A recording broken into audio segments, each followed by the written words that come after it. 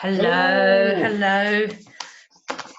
Oh, okay, so my name's Ali and this is Mick, and we're going to be doing an art session today, and that session is going to be called Make It Like Matisse.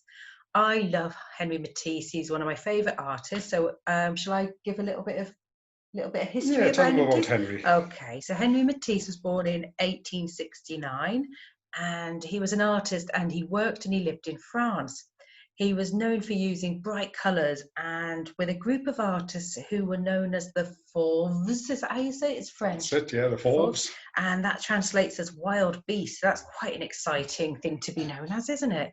An artist. Anyway, him and his friends, they exhibited a new style of painting that shocked people because of the bright colours they used. So he painted for a long time. He had a long career as an artist, but when ill health prevented him from being able to paint, he started to make arts from paper collage. And so today we're going to look at some of his cutouts and then make some ourselves. Okay, I'm doing all the talking, aren't I? So here are some of his famous ones. I've got this on a sheet, and it'll be a lot clearer on your sheet, and I've scribbled over mine. So this is the first one, and I think if I'm right, he made that in 1944, and that's called Icarus. And do you want to tell us a little bit about Icarus? Who was Icarus, Nick? Icarus was the man who fell from the sky. He flew too close to the sun. He'd made some wings and he'd stuck feathers to himself with wax. And the wax melted when he got too close to the sun and he crashed to the earth. Why did he go to the sun? He just wanted to have a look. We should look at the sun. It's probably just as well he crashed to Earth, isn't it? Anyway, we're not going to make wings today, unfortunately, and fly anywhere. But what we are going to do is, like we said before, some cutouts. So we're going to look at the snail. The next one of Matisse's pictures was the snail, which she done in 1953. And that is an example of abstract art. Do you want to tell us a little bit about abstract art, Nick? Yeah, abstract art is basically not worrying too much about reality. So if you have a tree, for example, you don't want to be drawing every leaf and every bit of bark on the tree. You can use the tree's shape, its general shape as an inspiration. But then, of course, you can take it even further. And that's the nice thing about abstraction. You can mess around as much as you want. So you could literally get a handful of paint and go splodge on your paper, a big splatter on your paper and call it a tree. And it's great fun, and you can pretty much do whatever you want. But we're going to be not using paint splashing on paper today. No, we're going to be a bit cleaner today. We're going to do cutouts. So in your pack, you should have some coloured card and glue sticks and scissors. So if you want to get those out, and we'll have a go at making the snail.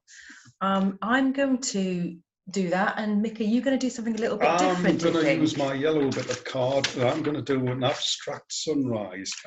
So while Ali was talking to you, I was sneaking around doing a little bit with my scissors already. So I've got one half done. Just using mine as well. So I've got the sun rising above the horizon here.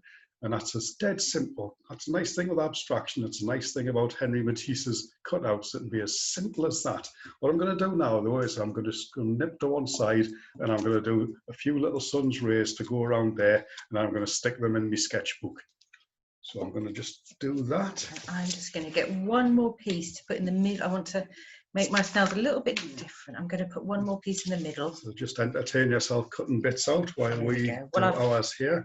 I'm just going to play with my glue. Off we go. Okay. So I have finished my snail. I don't know if it's very clear there, but it's in a circular snail.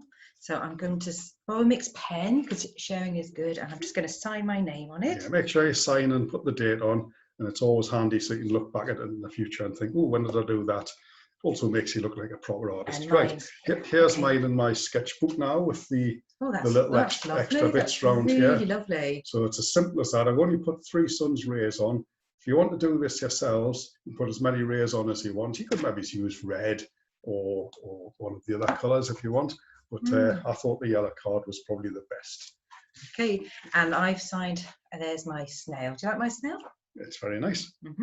So we'd love to see your versions of these, and you can see how to share them with us on the instruction paper.